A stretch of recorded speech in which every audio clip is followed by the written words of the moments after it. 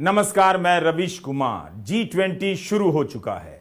भारत की अध्यक्षता में हो रहा है तो जाहिर है भारत का भी जोर रहेगा, लेकिन सवाल यह भी है कि क्या वाकई G20 जैसे सम्मेलनों की कुलीनता कम हो गई है, इसमें जन भागीदारी बढ़ा दी गई है। इस दावे की सच्चाई कितनी है? बेशक अलग अलग शहरों में सम्मेलन की बैठकें होने से उन शहरों में हलचल तो हुई, मगर जनता की भागीदारी कैसे हो पाई? गोदी मीडिया के जानकार बार बार इस बात पर जोर दे रहे हैं कि प्रधानमंत्री मोदी ने G20 को बंद दरवाजों से बाहर निकाल दिया। तब तो गोदी मीडिया के एंकरों और चैनलों को ही बताना चाहिए कि G20 की 200 बैठकें हुई हैं, उनमें से कितनी बैठकों को उन एंकरों या उनके चैनलों ने कवर किया है। प्रगति मैदान में इंटरनेशनल मीडिया सेंटर बना है, कितना खर्च किया गया है और सुंदर बनाया गया है ताकि भारत और दुनिया भर के पत्रकार इसका लाभ उठाएं और G20 कवर करें। इस तरह का सौंदर्य बोध और जिम्मेदारी क्या आपको भारत के गोदी मीडिया के कवरेज में नजर आई? भारत के गोदी मीडिया को लोफर और लफंदर बना देने में आप दर्शक भी कम जिम्मेदार नहीं। इस गोदी मीडिया की उपयोगिता केवल एंटी मुस्लिम डिबेट और मोदी मोदी करने में रह गई है। शायद अब प्रधानमंत्री भी समझने लगे हैं, इसीलिए आपने नोट किया होगा कि प्रधानमंत्री मोदी ने सम्मेलन से पहले किसी भी गोदी चैनल के एंकर को सम्मेलन के बारे में टीवी इंटरव्यू नहीं दिया। उन्हें भी पता चल गया होगा शायद कि कूटनीति इनके बस की बात नहीं है। एक तरफ जहां गोदी मीडिया के कारण भारत की नाक कट रही है, वहीं दूसरी तरफ प्रेस को लेकर भारत सरकार के रवैये से भी बदनामी हो रही है। आप CNN की इस हेडलाइन को देखिए, White House says India rebuffed request for more press access ahead of G20 समिट। CNN ने लिखा है कि राष्ट्रपति जो बाइडेन के साथ जो पत्रकार यात्रा कर रहे हैं उन्हें सवाल पूछने का मौका नहीं मिलेगा जब 8 सितंबर की शाम जो बाइडेन और प्रधानमंत्री मोदी उनके आवास पर मिलेंगे। व्हाइट हाउस ने भारतीय अधिकारियों से इसके बारे में कई बार पूछा, मगर प्रेस को इजाजत नहीं मिली। आपको सही में लगता है कि इस तरह की हेडलाइन के पीछे भारत सरकार जिम्मेदार नहीं? आखिर किस सवाल से बचने के लिए यह सब किया जाता है और भारत की साख दांव पर लगा दी जाती है? इसी जून में जब प्रधानमंत्री मोदी अमेरिका के दौरे पर गए थे, तब सवाल पूछने को लेकर कितना बवाल हुआ। क्या यह शर्म की बात नहीं कि व्हाइट हाउस की प्रेस सचिव ने यह कहा है कि अगर भारत में बाइडेन प्रेस कॉन्फ्रेंस करते तो अकेले करते, जो अजीब लगता। इसलिए अब वे वियतनाम में प्रेस कॉन्फ्रेंस करेंगे क्योंकि वहां प्रेस कॉन्फ्रेंस करना आसान होगा। यह हालत हो गई है मदर ऑफ डेमोक्रेसी की। तृणमूल कांग्रेस के प्रवक्ता साकेत गोखले ने ट्वीट किया है कि जर्मनी ने जब G20 किया था तब मात्र 641 करोड़ रुपए ही खर्च किए गए थे। इंडियन एक्सप्रेस में छपा है कि अकेले दिल्ली में 4000 करोड़ रुपए खर्च हुए हैं। प्रगति मैदान के विकास पर 2700 करोड़ रुपए खर्च हुए हैं। इकोनॉमिक टाइम्स ने तो 3000 करोड़ रुपया लिखा है। विदेश राज्य मंत्री मीनाक्षी लेखी ने कहा है कि G20 समिट में मेहमानों को मोबाइल फोन दिया जाएगा जिसमें कुछ पैसे भी होंगे, जिसके जरिए वो शॉपिंग कर सकेंगे ताकि मोबाइल फोन बैंकिंग का अनुभव कर पाएं। इसके लिए अलग से 24 भाषाओं की ऐप डिजाइन की गई है। इसका कुल बजट कितना है पता नहीं। यही नहीं, दिल्ली सहित 60 शहरों के आयोजन पे जो पैसा खर्च हुआ उसके बारे में सरकार को बताना चाहिए। पता तो चले कि कितना पैसा खर्च हुआ है। आप सोचिए, इतना पैसा खर्च किया गया और खबरें क्या आ रही हैं कि राष्ट्रपति भवन में मेहमानों के स्वागत में रात्रि भोज का आयोजन हो रहा है। उसके लिए 80 साल के वरिष्ठ नेता, राज्यसभा में कांग्रेस के नेता, कांग्रेस अध्यक्ष मल्लिकार्जुन खड़गे को नहीं बुलाया गया है। यह है इनकी सदाशयता, मेजबानी। और आप आज के इंडियन एक्सप्रेस में मनमोहन सिंह का इंटरव्यू पढ़ लीजिए तो उनकी सदाशयता का अंदाजा मिल जाएगा। No, what's contrary about it? I mean, they've decided not to invite the leader of the opposition. It tells you something. I mean, it tells you that they don't value the leader of 60% of India's population, and it's something that people should think about. Why they're feeling the need to do that, and what is the type of thinking that goes behind that? हम इस video में आगे बात करेंगे। लेकिन आप सोचिए, इतना पैसा खर्च करने के बाद सरकार के मंत्री और गोदी मीडिया के एंकर G20 पर कम, सनातन धर्म पर ज्यादा बहस क्यों कर रहे हैं। प्रधानमंत्री मोदी ने लिखा है कि G20 जन आंदोलन बन गया है, लेकिन यह कैसा आंदोलन चल रहा था जिसे खुद गोदी मीडिया गंभीरता से कवर नहीं कर रहा था। केवल गोदी मीडिया ही नहीं, प्रधानमंत्री के बयानों की प्राथमिकता भी आप देख लीजिए कि G20 के समय उन्हें कौन सी बात प्रमुख नजर आती है। अब आप ये हेडलाइन देखिए, 7 सितंबर के अखबारों में छपी है। नवभारत टाइम्स की पहली हेडलाइन है, पीएम ने कहा सनातन पर सख्ती से जवाब दे मंत्री। यह जागरण की हेडलाइन है कि सनातन पर आक्रामक और भारत पर तथ्य आधारित जवाब दे मंत्री। बताइए, 8 सितंबर से G20 का सम्मेलन शुरू होने जा रहा है और प्रधानमंत्री मोदी अपनी प्राथमिकता तय कर रहे हैं, तो वही गोदी मीडिया ने 7 सितंबर की शाम को कर दिखाया।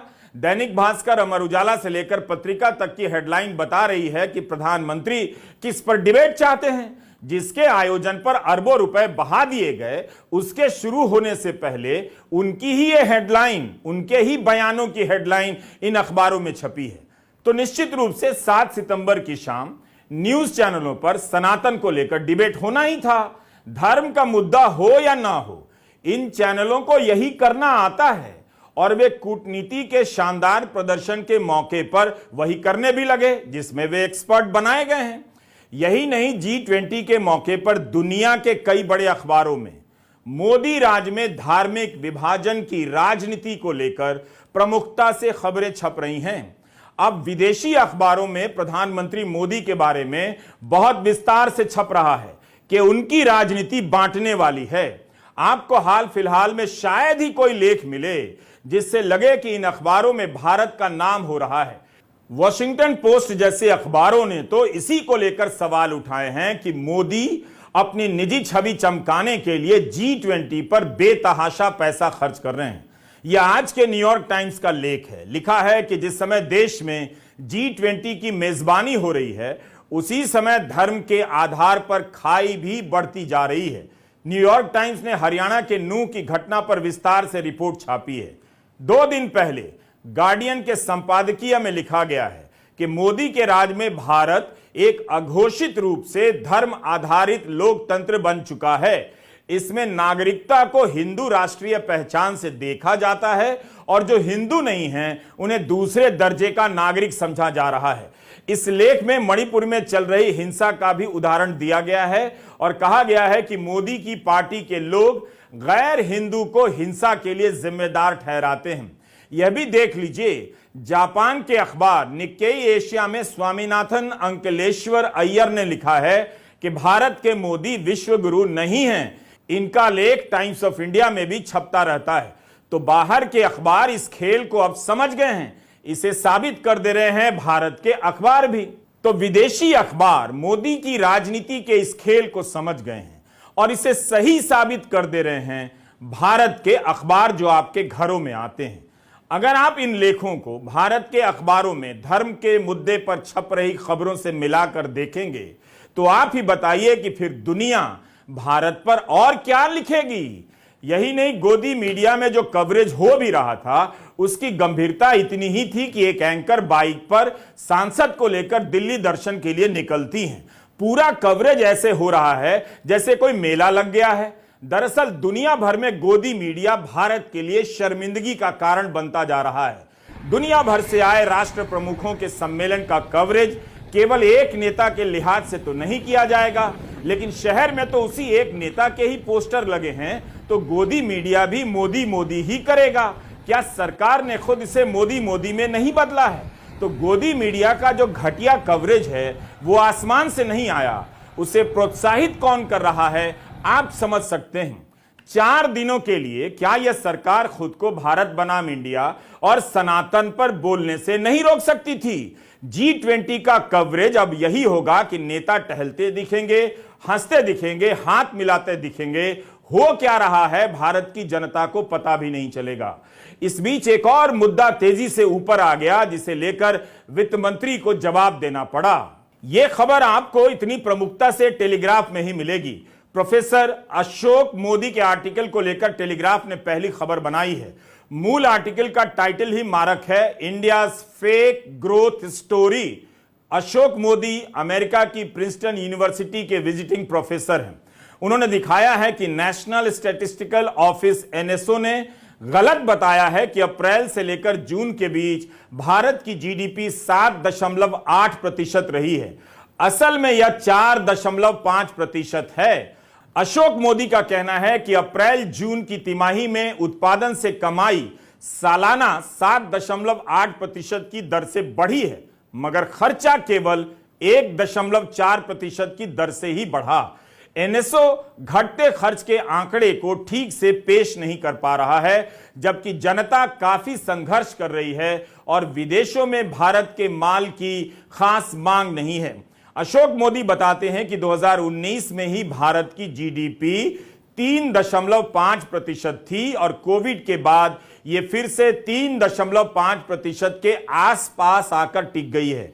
हाल के डेटा से इसका कारण पता चलता है, बढ़ती असमानता और नौकरियों की घोर कमी। G20 के अवसर पर प्रधानमंत्री नरेंद्र मोदी ने अखबारों में एक लेख लिखा है। उसमें उन्होंने कहा है कि इस बात का एहसास बढ़ रहा है कि दुनिया के जीडीपी केंद्रित दृष्टिकोण से हटकर मानव केंद्रित दृष्टिकोण की ओर बढ़ने की आवश्यकता है। उन्होंने भारत को सबसे तेज बढ़ती अर्थव्यवस्था भी कहा। आज दोनों ही बातों को चुनौती दी गई है। क्या इसलिए हर कुछ दिनों पर एक बड़ा इवेंट किया जाता है? धार्मिक मुद्दों के आते ही मंत्रियों को कुदा दिया जाता है। गोदी मीडिया भी कूद पड़ता है ताकि ऐसी सच्चाई सामने ना आ पाए। मंत्री खुद से नहीं, ध्यान रखिएगा, प्रधानमंत्री के कहने पर आक्रामक हो जाते हैं। सवाल है कि क्या मेहमानों के बीच अपना दबदबा दिखाने के लिए आंकड़ों की बाजीगरी की गई है? प्रोफेसर अशोक मोदी ने लिखा है कि यह झूठ है, इसलिए बोला गया है ताकि G20 के लिए आ रहे मेहमानों के सामने जलवा दिखाया जा सके।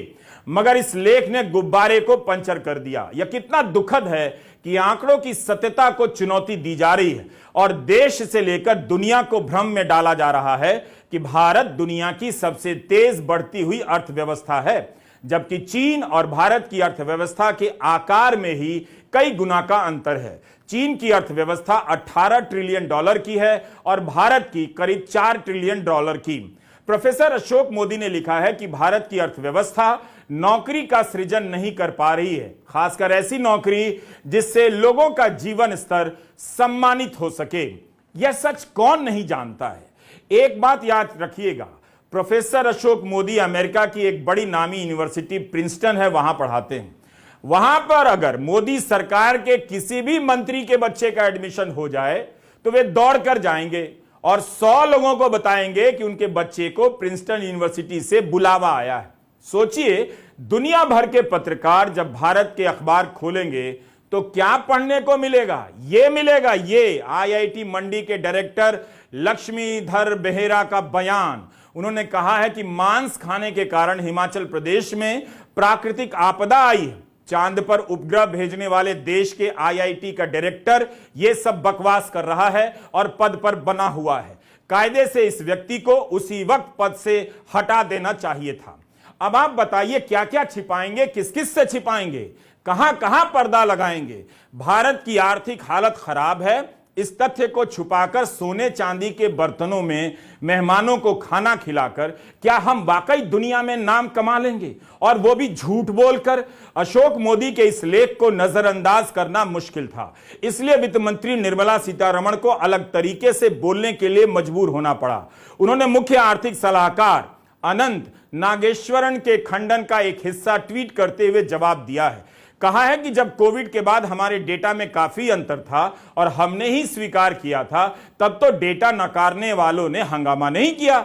हमने इस बार कोई फेरबदल नहीं की, हमेशा जिस तरह से डेटा का इस्तेमाल होता है वैसा ही किया है। RBI ने 8% विकास दर का अनुमान लगाया था, बात वो नहीं है। अशोक मोदी कारण बता रहे हैं कि क्यों भारत की जीडीपी अप्रैल से जून की तिमाही में 7.8% नहीं है, केवल 4.5% है।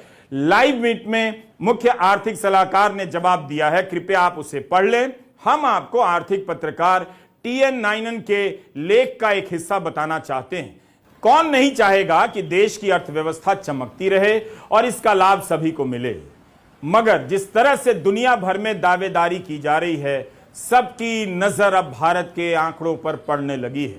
आप इन आंकड़ों की जगह सड़कों पर प्रधानमंत्री मोदी के पोस्टर गिनकर नहीं भर सकते हैं। इसी साल जुलाई में द प्रिंट में वरिष्ठ पत्रकार टीएन नायनन ने लिखा है कि भारत तेज बढ़ती अर्थव्यवस्था नहीं है। सऊदी अरब की जीडीपी 2022 में 8.7% की दर से बढ़ी है, वियतनाम 8% की दर से। 2023 की पहली तिमाही में फिलीपींस की जीडीपी 6.4% रही है, भारत से आगे। हालांकि ये सभी आकार के मामले में भारत से छोटी अर्थव्यवस्था हैं, लेकिन सरकार है कि हर दिन दोहराती है कि भारत ही सबसे तेज बढ़ती अर्थव्यवस्था है और यही चारों तरफ छपता है। पूर्व प्रधानमंत्री मनमोहन सिंह का आज के इंडियन एक्सप्रेस में इंटरव्यू छपा है। मनोज सीजी और पी वैद्यनाथन अय्यर को दिए इस इंटरव्यू को आप पढ़िए, पता चलेगा कि वे किस उदारता और सदाशयता से G20 की व्याख्या कर रहे हैं। ऐसी उम्मीद आप बीजेपी या खुद प्रधानमंत्री मोदी से नहीं कर सकते। मनमोहन सिंह ने कहा है कि यह खुशी की बात है कि उनके जीवन काल में भारत को G20 की अध्यक्षता मिली है और वे इसे होता हुआ देख रहे हैं। विपक्ष के नेता से जिन्हें जी भरकर अपमानित किया गया हो, जिन्हें तब भी मनमोहन सिंह कहा गया जब वे प्रेस कॉन्फ्रेंस किया करते थे, पत्रकारों को अपने साथ लेकर जाते थे, प्रधानमंत्री नरेंद्र मोदी ने आज तक एक विस्तृत लाइव प्रेस कॉन्फ्रेंस नहीं की है। आप मनमोहन सिंह के विमान में देख सकते थे कि भारत के प्रधानमंत्री का हवाई जीवन विलासिता भरा है या सादगी भरा। अब प्रधानमंत्री मोदी के विमान के भीतर क्या है, 10 साल से किसी ने नहीं देखा। तरह तरह की कहानियां बनती रहती हैं। मनमोहन सिंह ने यूक्रेन युद्ध को लेकर भारत की नीति की भी तारीफ की, मगर दो बातों की तरफ ध्यान भी दिलाया। 7 सितंबर के वीडियो में हमने दिखाया था कि दिल्ली के बड़े हिस्से में लगे पोस्टरों में केवल नरेंद्र मोदी हैं, मेहमानों के पोस्टर नजर नहीं आते। इस आयोजन को मोदी सम्मेलन में बदल दिया गया है। G20 की सराहना करते हुए पूर्व प्रधानमंत्री मनमोहन सिंह ने धीमे स्वर में उतनी ही प्रमुखता से एक चेतावनी भी दी। उन्होंने कहा कि दुनिया के मंच पर भारत को स्थान मिल रहा है, उसका घरेलू राजनीति में मुद्दा होना कोई गलत बात नहीं, लेकिन यह भी जरूरी है कि निजी राजनीति के तौर पर विदेश नीति और कूटनीति का इस्तेमाल करने में संयम बरती जाए। मनमोहन सिंह का इशारा शायद आयोजन पर मोदी की छाप की तरफ था। G20 के तमाम पोस्टरों को आप खुद भी देखिए तो लगेगा यह मोदी 20 है। एक्सप्रेस ने इस बात को लेकर हेडलाइन नहीं बनाई कि निजी इस्तेमाल को लेकर मनमोहन सिंह ने चेतावनी दी है, यह बात अलग से नोट कीजिए। पूर्व प्रधानमंत्री मनमोहन सिंह ने यह भी कहा कि वे भारत को लेकर आशावान हैं, बशर्ते भारत के समाज में भाईचारा बनी रहे, क्योंकि हर तरह की प्रगति और विकास के लिए सबसे जरूरी है। भारत हमेशा से सभी का स्वागत करता रहा है, इस खूबी को बचाकर रखा जाना चाहिए। मनमोहन सिंह ने G20 को लेकर भी कुछ सवाल उठाए हैं। उनका कहना है कि G20 ने 2008 के आर्थिक संकट के दौरान बहुत अच्छा काम किया। सरकारों के नीतिगत फैसलों के बीच तालमेल रही, बातचीत के लिए एक मंच मिला। आज डी ग्लोबलाइजेशन की बात होने लगी है, यानी सब अपनी अपनी बात कर रहे हैं। व्यापार प्रतिबंधों की बात हो रही है, इनसे मौजूदा आर्थिक स्वरूप पर बुरा असर पड़ सकता है, लेकिन ग्लोबल सप्लाई चेन में भारत के लिए अवसर भी खुल सकते हैं। उन्होंने कहा कि यह भारत के हित में है कि वह पश्चिम देशों के आपसी झगड़े में ना पड़े। उन्होंने यह भी कहा कि सुरक्षा से जुड़े मुद्दों को इस सम्मेलन से दूर रखना चाहिए। G20 इसके लिए नहीं बना है। भारत अपनी नजर से देख रहा है तो अमेरिका भी इस सम्मेलन को अपनी नजर से देखता है। अमेरिका के राष्ट्रपति जो बाइडेन ने दिल्ली के लिए रवाना होने से पहले एक ट्वीट किया। उन्होंने लिखा कि मैं G20 के लिए रवाना हो रहा हूं। आर्थिक सहयोग का यह एक बेहद महत्वपूर्ण अंतर्राष्ट्रीय मंच है, जिसका फोकस इस बात पर रहता है कि अमेरिका की जो प्राथमिकताएं हैं उस पर क्या प्रगति हो रही है। यही नहीं, इसका फोकस इस पर भी रहता है कि विकासशील देशों के साथ किए गए वादों को निभाना है और हमारी प्रतिबद्धता को दिखाना होता है कि G20 जो तय करता है उसे पूरा भी करता है। जब भी हम एक दूसरे से मिलते हैं, संवाद करते हैं, हम बेहतर होते हैं। बाइडेन ने सभी देशों की साझा प्राथमिकता की बात बाद में की, सबसे पहले अमेरिका के हित की बात की। प्रधानमंत्री मोदी ने अखबारों में जो संपादकीय लिखे हैं उसमें इस बात पर जोर दिया है कि भारत G20 को अंतिम आदमी तक ले जाना चाहता है। यह एक आदर्शवादी बात है। जिसका ग्लोबल व्यवस्था में धरातल पर कोई मतलब नजर नहीं आता, फिर भी लिखने सुनने में अच्छा लगता है। पूरी दुनिया में जितनी आर्थिक असमानता बढ़ी है, गरीबी बढ़ी है, उसे G20 के पास कम करने का कोई प्लान नजर नहीं आता, ना अभी तक उसे इस दिशा में कोई सफलता भी मिली है। इस सम्मेलन में बार बार ग्लोबल साउथ का जिक्र आता है। प्रधानमंत्री मोदी ने कहा कि G20 के मंच पर ग्लोबल साउथ की आवाज प्रमुखता से उठनी चाहिए। कई बार मैं भी और निश्चित रूप से आप में से कई लोग चक्कर में पड़ जाते होंगे कि यह ग्लोबल साउथ क्या भला है, तो आगे बढ़ने से पहले संक्षेप में इसकी बात कर लेते हैं। ग्लोबल साउथ कोई भौगोलिक हिस्सा नहीं है। जो पृथ्वी के उत्तरी गोलार्ध में हैं, वे भी ग्लोबल साउथ का हिस्सा माने जाते हैं। जैसे भारत, चीन और अफ्रीका के देश। यह शब्दावली उन देशों के लिए इस्तेमाल की जाती है जो गरीब हैं, विकासशील हैं और अतीत में कभी उपनिवेश रहे हैं। लेकिन चीन और खाड़ी के देश विकसित देश हैं, विकासशील देश नहीं हैं, फिर भी ग्लोबल साउथ का हिस्सा हैं। तो काफी चीजों से मिलाकर ग्लोबल साउथ बनता है। उदाहरण के लिए कुछ देश हैं भारत, चीन, ब्राजील, पाकिस्तान, अफगानिस्तान, ईरान, संयुक्त अरब अमीरात, मंगोलिया, इजिप्ट, पेरू इत्यादि, जिनके ऊपर कभी विकसित देशों की दादागिरी चला करती थी। अब वे अपनी बात उनके सामने कहने के लिए तैयार हैं। यह एक नई आवाज है जो ग्लोबल व्यवस्था में प्रमुखता से ऊपर आ रही है। प्रधानमंत्री मोदी शुरू से ही ग्लोबल संस्थाओं में सुधार और नए सदस्यों की भागीदारी की बात करते रहे हैं। उन्होंने अपने संपादकीय लेख में लिखा है कि भारत ग्लोबल साउथ और अफ्रीका जैसे विकासशील देशों की आकांक्षाओं को मुख्य धारा में लाने पर जोर दे रहा है। इसी सोच के साथ भारत ने जनवरी में the voice of global south summit online सम्मेलन किया था, जिसमें 125 देशों ने हिस्सा लिया। उसमें उनके इनपुट और विचार लिए गए। भारत की अध्यक्षता में अफ्रीका से बड़ी भागीदारी देखी जा रही है। अफ्रीकन यूनियन को भी G20 का सदस्य बनाने पर सहमति हो गई है, ऐसा अखबारों में छपा है। प्रधानमंत्री मोदी ने लिखा है कि हमारी G20 presidency gender digital divide को पाटने, लेबर फोर्स में भागीदारी के अंतर को कम करने और निर्णय लेने में महिलाओं की एक बड़ी भूमिका को सक्षम बनाने पर काम कर रही है। पिछले कुछ वर्षों में भारत ने कर दिखाया है कि कैसे टेक्नोलॉजी का लाभ उठाकर असमानताओं को कम किया जा सकता है। उदाहरण के लिए दुनिया भर में अरबों लोग जिनके पास बैंकिंग सुविधा नहीं है या जिनके पास डिजिटल पहचान नहीं है, उन्हें डिजिटल पब्लिक इंफ्रास्ट्रक्चर DPI के माध्यम से साथ लिया जा सकता है। किसी भी सम्मेलन को सिरे से खारिज करना ठीक नहीं। जो मेजबान होगा वो उससे उम्मीद रखेगा ही, लेकिन G20 क्या इसे पूरा करने में सफल होगा? चीन और रूस के नहीं आने पर विदेश मंत्री S जयशंकर ने कहा कि दोनों देश अलग अलग कारणों से नहीं आ रहे हैं, भारत के कारण से नहीं। फिर भी भारत की अध्यक्षता में अगर आते तो क्या यह भारत की कामयाबी नहीं होती? भारत, रूस, अमेरिका और चीन को एक मंच पर नहीं ला सका। कई लेख ऐसे भी छपे हैं जिनमें G20 की जरूरत पर ही सवाल उठाए जा रहे हैं। हम इन तस्वीरों के साथ साथ गार्डियन के लैरी एलियट के एक लेख का हवाला देना चाहते हैं। लैरी ने लिखा है कि G20 का नारा तो एक पृथ्वी, एक परिवार, एक भविष्य रख दिया गया है, मगर यह सम्मेलन आपसी मतभेदों के कारण अपनी प्रासंगिकता गंवाते जा रहा है। दुनिया के उत्पादन का 80% G20 करता है। उस हिसाब से इसके मंच पर जलवायु संकट, वित्तीय स्थिरता और गरीब देशों को कर्ज से राहत देने के मामले में एक सहमति बननी चाहिए। मगर सच्चाई यह है कि इन मामलों में इसका रिकॉर्ड बहुत खराब है। 2008 के आर्थिक संकट के अगले साल के G20 को ही सब याद करते हैं कि कितनी साझेदारी बनी। उसके बाद से यह सम्मेलन भीतर भीतर बिखरता जा रहा है। विश्व की अर्थव्यवस्था में जो बदलाव आ गए थे उसे देखते हुए G20 जैसे मंच का बनना स्वाभाविक था, क्योंकि G7 अकेले सभी मसलों का हल नहीं निकाल पा रहा था। इसकी सबसे बड़ी समस्या यह है कि स्थायी सचिवालय नहीं है। इसकी अध्यक्षता हर साल बदलती रहती है। यही नहीं, सदस्यों की संख्या बहुत ज्यादा है। नतीजा यह होता है कि इसका सम्मेलन फैसलों के लिए कम, फोटोबाजी के लिए ज्यादा जाना जाता है। यह आर्थिक मसलों का सम्मेलन तो है, मगर यूक्रेन युद्ध के कारण बट गया है। भारत और चीन के बीच भी रिश्ते खराब हुए हैं। बीजिंग और अमेरिका के बीच एक नया शीत युद्ध शुरू हो चुका है। इस कारण G20 में आर्थिक एकजुटता का बनना मुश्किल होता जा रहा है। यही नहीं, पर्यावरण के मसले पर भी इस सम्मेलन से कुछ ठोस नहीं निकला है। इसकी यही खूबी है कि इसमें अमीर देश भी हैं, गरीब देश भी हैं, सब एक दूसरे के साथ आते हैं। इसके बाद भी यह सम्मेलन एक दूसरे के लिए कोई ठोस कदम नहीं उठा पाता है। Developing countries, emerging markets, which has been a very, very key component of India's presidency, must be able to get long-term financing and must be able to use new instruments for financing. यही नहीं, पूर्व प्रधानमंत्री मनमोहन सिंह ने भी इस ओर इशारा किया है, जिसका जिक्र हम इसी वीडियो में पहले कर चुके हैं।